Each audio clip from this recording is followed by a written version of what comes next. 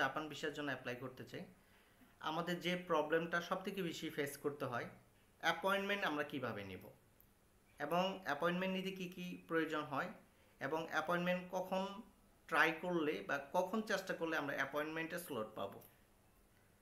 আর আমরা যদি ট্যুরিস্ট ভিসার জন্য অ্যাপ্লাই করি সেক্ষেত্রে তো অ্যাপয়েন্টমেন্ট পাওয়া যায় না। আশা রাখি আজকের ভিডিওটা একটু মনোযোগ সহকারে দেখলে জাপানের অ্যাপয়েন্টমেন্ট নিয়ে আর আপনাদের টেনশন থাকবে না। যদি আমরা জাপানের অ্যাপয়েন্টমেন্ট নিতে হলে আপনাকে, যদি জাপানে অ্যাপয়েন্টমেন্ট নিতে চায় তাহলে আপনাকে ভিএফএস গ্লোবাল এর ওয়েবসাইটে যেয়ে আপনাকে রেজিস্ট্রেশন করতে হবে।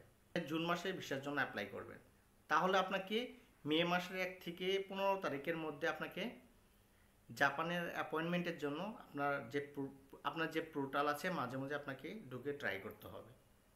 ভিডিওতে অ্যাপয়েন্টমেন্ট নিতে যে টেকনিকগুলো আমি আপনাদেরকে বলেছি, আশা রাখি এইভাবে যদি আপনারা জাপান ভিসার জন্য জাপানের অ্যাপয়েন্টমেন্ট আপনারা পাবেন। আজকের ভিডিও এখানে শেষ করছি। আল্লাহ হাফেজ।